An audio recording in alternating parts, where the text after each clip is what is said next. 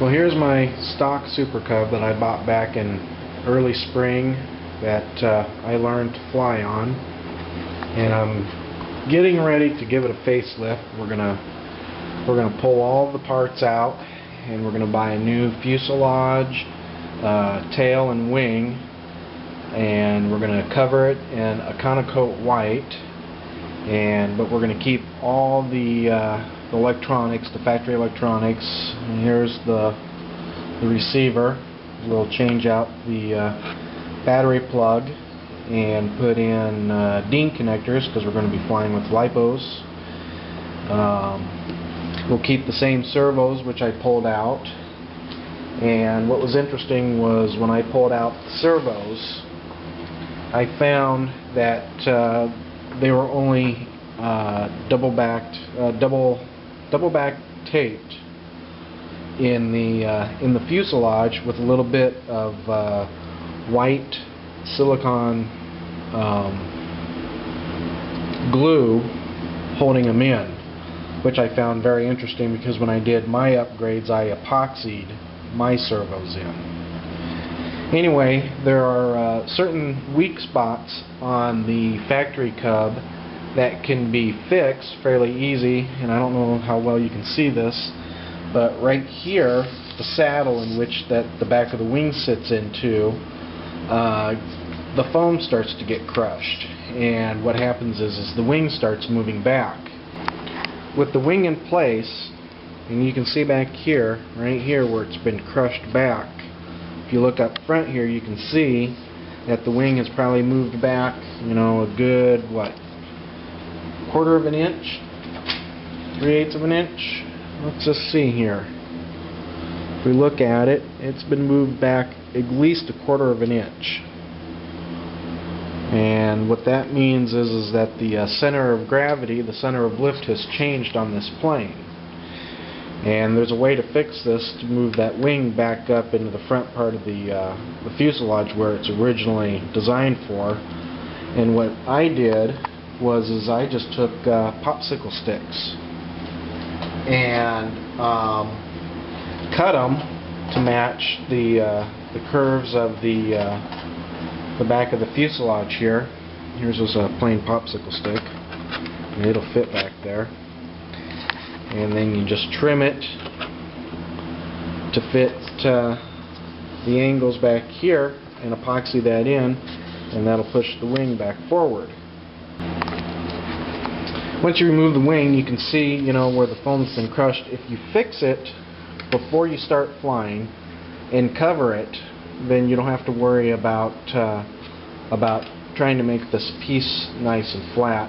If you let it get crushed like I did with this original one, you're going to have to go in, trim out the bad foam, make sure you cut straight across here, because once the wing rests against here, if you're off a little bit this way or this way, that will actually change the angle of the wing. It'll cause the plane to fly funny.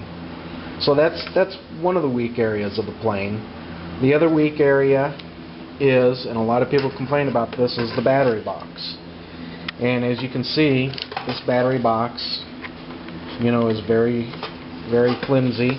The only thing that's really holding the battery box to the plane, believe it or not, is this right here. This little tiny piece of foam. And there is a way to fix that without doing a huge amount of modification.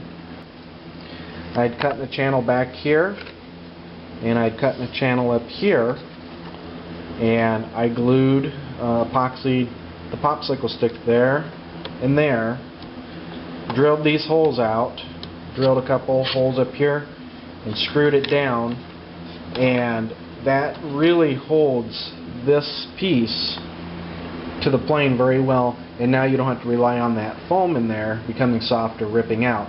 Now obviously if you run it into a curb really hard, or you really crash it, you're probably going to rip that out. This is for people who have learned to land fairly well, and I did this modification, and I'll add pictures to this video to the wife's plane and to my other plane, and I've landed her plane probably 100 times, and the battery box is still as tight as when I built her plane. And the other thing is the landing gear. Everybody has complained about the landing gear, and believe it or not, this landing gear is a great design. A lot of people have really beefed up the landing gear. When you beef up the landing gear, then you have to beef up what it's attached to, so on and so forth, and then when you crash the plane, it's going to rip everything out. The landing gear just simply snaps into the battery box, and then rubber band around the strut skirt.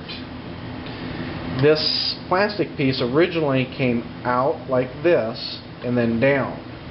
And what I had found is when you landed the plane, this gear flexed back, which caused this to bow out, and it would catch on the back of the wheel.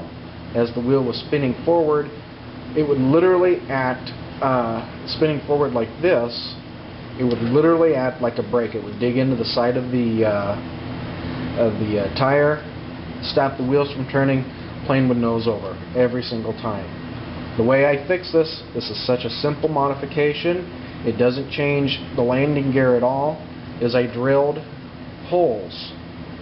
And I don't know if it can be seen in this, but there's a hole here, there's a hole here, there's a hole up here, and then there's a cut in the skirt where the rubber band went around. I literally took upholstery thread, or you can use dental floss, same thing, tied the metal landing gear into the plastic skirt. The other thing I did was I cut the back of the skirt away so it wouldn't ever touch the wheel, no matter how bad this flexed back. In doing this, now I'm using this whole piece as strengthening, and it also gives quite a bit of flex. But when the plane is landed, let's say it gets into some rough grass or you hit the ground fairly hard, it'll flex back and then come back into shape, and it won't leave the landing gear bent back. Now this plane's been landed several hundred times with this modification, and as you can see, the landing gear is still fairly straight. Even if I hold it up and looking at the plane dead on, it looks fairly good.